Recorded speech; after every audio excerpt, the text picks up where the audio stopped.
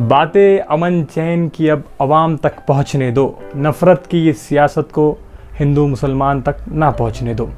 दोस्तों, मैं हूं शादाब खान और आज हम बात करने वाले हैं द कश्मीर फाइल्स मूवी के बारे में। कश्मीर फाइल्स मूवी के बारे में आप सभी जानते हैं, एक हिंदुस्तान में अभी ट्रेंड चल रहा है या बोला जाए विवाद चल रहा है।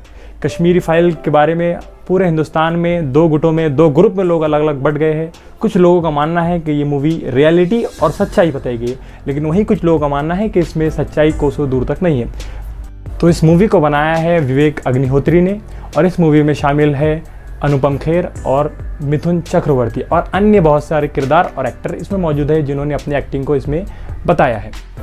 अब बहुत सारे लोगों के जहन में सवाल है कि मूवी के अंदर आखिर क्या है और क्या मौजूद है जो इतना विवादित इस मूवी को बना दिया गया है।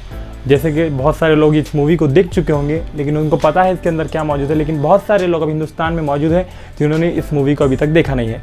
मूवी में हम ब्रीफ थोड़ा नॉर्मली आपको बता दें कि मूवी में 1990 का माहौल बताया गया है, जिस वक्त कश्मीरी पंडितों ने कश्मीर को छोड़ा था, और उस वक्त का जो माहौल बताया गया है उसी को इस मूवी में दर्शाया गया है। लेकिन हकीकत क्या है, रियलिटी क्या है? मूवी में देखा जाए तो बताया गया है कि उस वक्त में सेकुलर सरकार यानी कांग्रेस की सरकार बताई गई, जबकि बिल्कुल रियलिटी में ऐसा नहीं था। उस वक्त पे बीजेपी समर्थित वीपी सिंह की सरकार मौजूद थी। मूवी में बताया गया है कि सरकार उस वक्त कश्मीर में फारूक अब्दुल्ला की सरकार थी, लेकिन ऐसा बिल्कुल भी नहीं है। फारूक अब्दुल्ला की सरकार नहीं थी, बल्कि वीपी सिंह के दौर में उस वक्त पर वहाँ पर प्रेसिडेंट रूल यानी राष्ट्रपति शासन लगा हुआ था, यानी इनडायरेक्टली अगर देखा जाए तो उसी को भी सरकार चला रही थी। अब मूवी को देखा जाए तो IMDb ने इसको 8.3 की रेटिंग दी है। अब बात करते हैं अपनी बात ऐसी है कि जो मूवी के बारे में दर्शाया गया है और बताया गया है, सीधे तौर पर अगर देखा जाए तो ये एक बीजेपी समर्थित मूवी है जिसको विवेक अग्निहोत्री ने शूट किया है।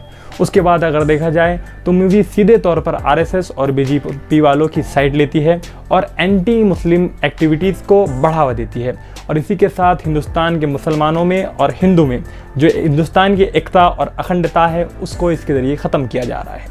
इसका हम सबको सोचना चाहिए और अपने अपने तौर पर निर्णय लेना चाहिए कि ये मूवी कितनी प्रतिशत रियलिटी पर उतरती है और नहीं उतरती है। इस सब का निर्णय हमको खुद अपने तौर पर लेना चाहिए। अब विवाद ये है कि कश्मीरी पंडितों को निकाला किसने और पंडितों को मारा किसने।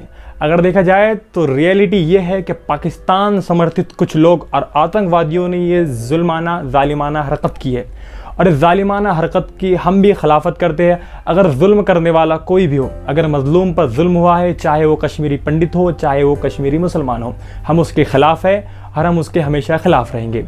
और दोस्तों, अगर देखा जाए तो कश्मीरी पंडितों के साथ साथ उस वक्त में मुसलमानों पर भी बहुत जुल्म हुआ था, जिसको फिल्म में दर्शाया नहीं गया है, जबकि फिल्म में बताया गया है कि जो कश्मीरी पंडित के नेबर है और तमाम मुसलमान हैं उन्होंने भी कश्मीरी पंडितों के साथ जुल्माना और जालिमाना हरकत की थी, जबकि रियलिटी से बहुत दूर है।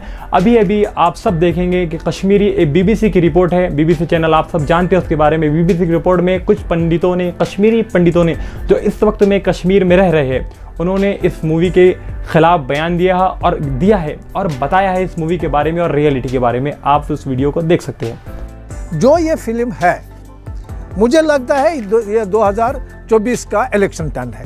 ये जाएंगे दुनिया भर में कहेंगे देखिए कश्मीरी पंडितों के साथ जुल्म हुआ है, पाकिस्तान ने हमें उजाड़ा, पाकिस्तान ने मिलिटेंसी की, उस वक्त आम मुसलमान उसमें नहीं था, मुसलमानों को भी मारा गया। कश्मीर छोड़कर कश्मीरी पंडित को बाहर निकाला गया था, जिसमें उस वक्त के वहाँ पर जो गवर्नर थे, जो राष्ट्रपति शासन लगा हुआ था, प्रेसिडेंट रूल लगा हुआ था, उस वक्त में वहाँ के गवर्नर ने भी कश्मीरी पंडितों से अपील की थी कि आप कश्मीर छोड़कर जाइए, लेकिन ये फिल्म में दर्शाया नहीं गया है।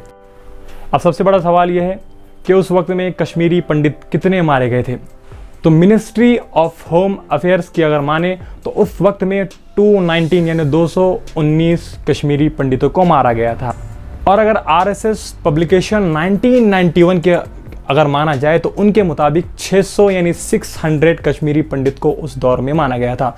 उसी के साथ साथ कश्मीरी पंडित संघर्ष समिति की अगर माने तो 660 कश्मीरी पंडितों को उस वक्त माना गया था। और अगर विवेक अग्निहोत्री की बात करें और अगर इस मूवी के बारे में बात करें तो इन्होंने तो हद ही पार कर दी है। इनके मुताबिक 4000 से ज़्यादा या 4000 कश्मीरी पंडितों को उस दौर में माना गया है।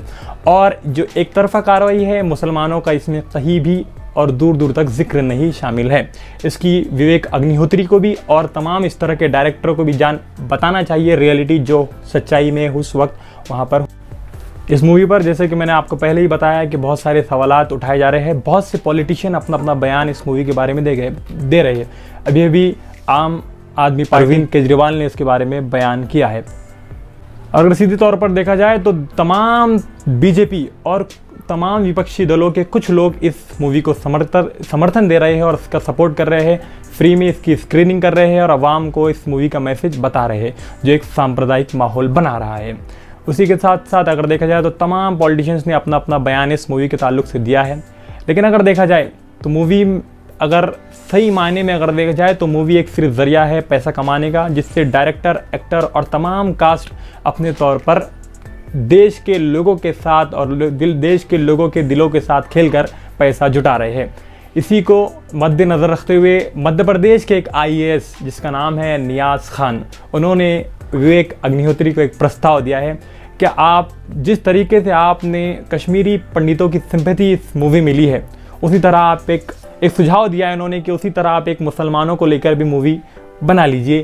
اور انہوں نے ایک سجھاؤ اور دیا ہے کہ آپ اس مووی کا 50% کشمیری پنڈتوں کے لیے ڈونیٹ کر دیجئے، جس کا ہم پورے طریقے سے پورے طور پر سمرتھن کرتے ہیں. لیکن وویک اگنیہوتری کو اس کو لے کر جب ایک پترکار نے سوال کیا تو وویک اگنیہوتری کا جواب آپ دیکھ سکتے ہو.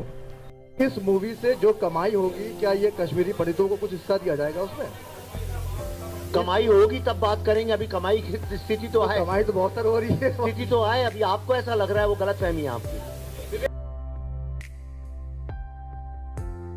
اب سب سے بڑا سوال یہ ہے کہ کشمیری پنڈتوں کے لیے دیش نے کیا کیا اور دیش کے راجنیتاؤں نے کیا کیا. کشمیری پنڈتوں کا جو مدعا ہوا تھا، جو مسئلہ ہوا تھا 1990 کے بعد، بہت سی سرکاریں رہی جس میں 5 بار بی جے پی کی سرکار رہی.